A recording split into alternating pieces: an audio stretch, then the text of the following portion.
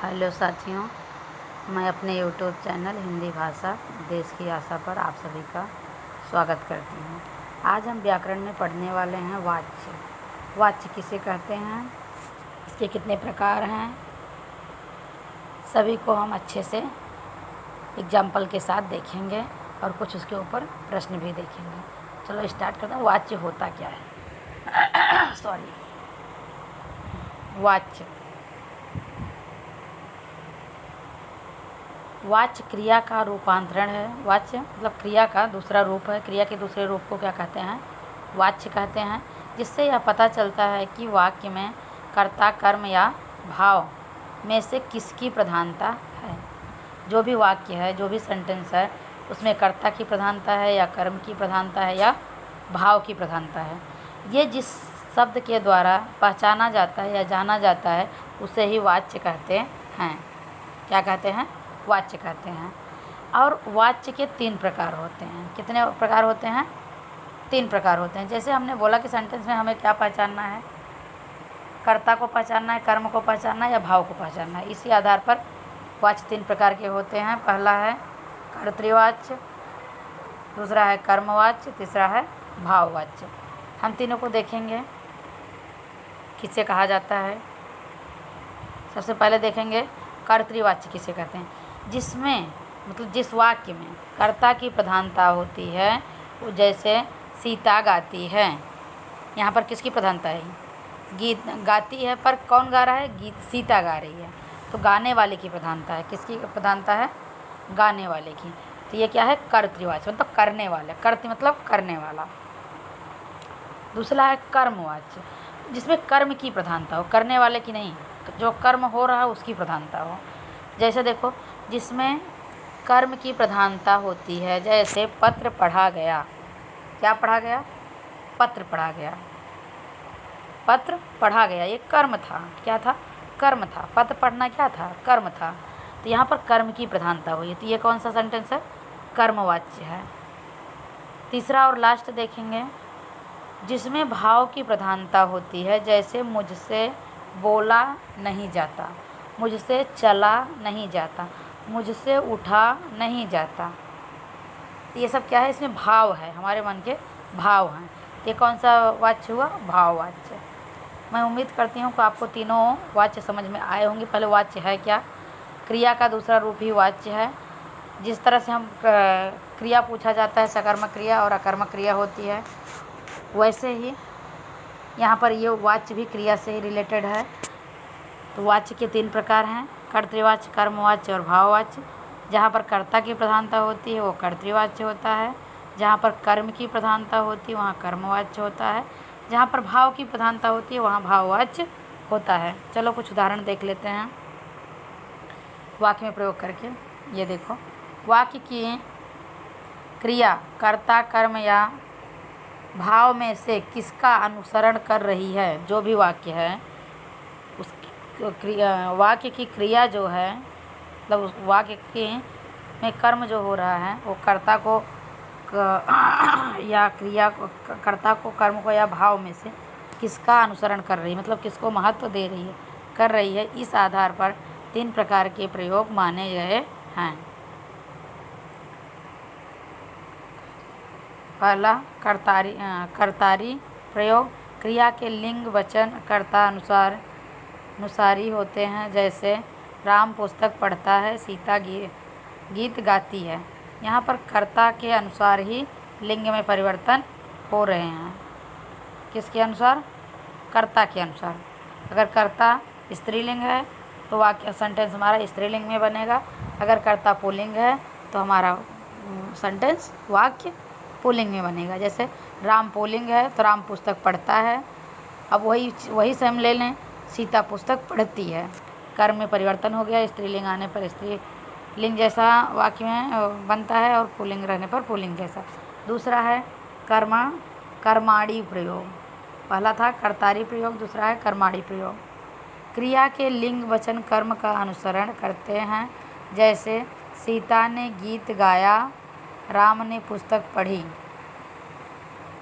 इसमें कर्म के अनुसार हो रहा है। हमारा कर्म पुल्लिंग है तो हमारा सेंटेंस पुल्लिंग में जाएगा।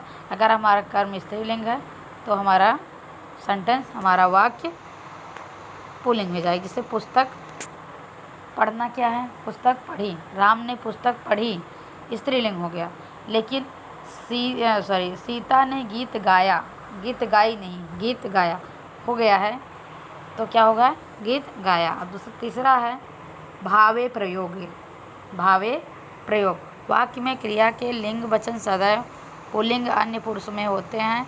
जैसे राम से गाया नहीं जाता, सीता से गाया नहीं जाता, लड़कों से गाया नहीं जाता।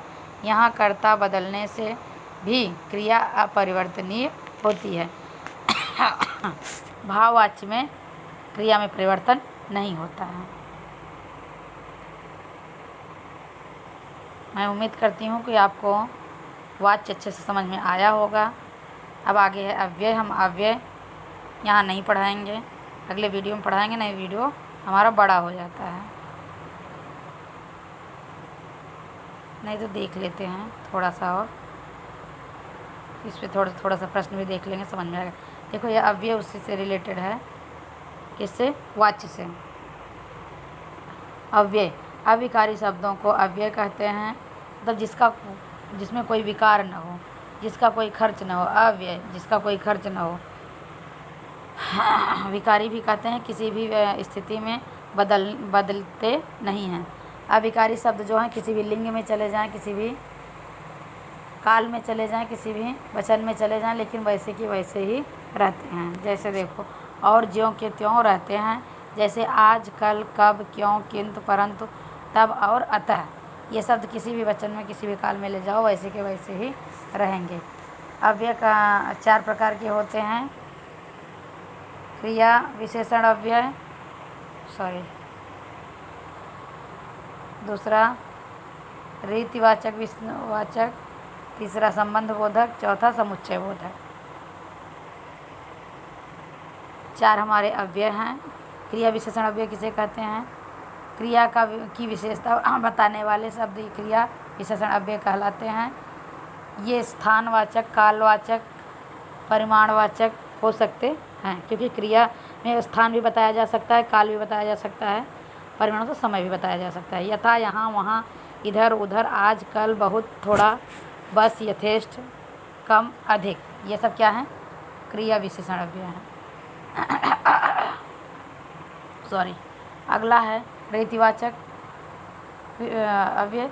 ऐसे, वैसे, धीरे, अचानक, कदाचित, इसलिए, अतः, ये सब क्या है, रीति है, प्रक्रिया। अगला है संबंध बोधक अव्यय। यथा, वह दिन भर सोता रहा, मैं अस्पताल तक गया। इसमें संबंध बताया गया है, तक, भर। अगला है समुच्चय बोधक अव्यय। किंतु, परंतु, इसलिए, और, तथा, एवं, क्योंकि, अतः, अतएव, अर्थात, कि, जो, मगर, लेकिन, आदि, ये सब क्या है, समुच्चय बोधक अव्यय हैं। मैं उम्मीद करती हूँ कि आपको वाच्य के साथ अव्यय भी समझ में आया होगा। थोड़े से प्रश्न भी दिखा देती हूँ।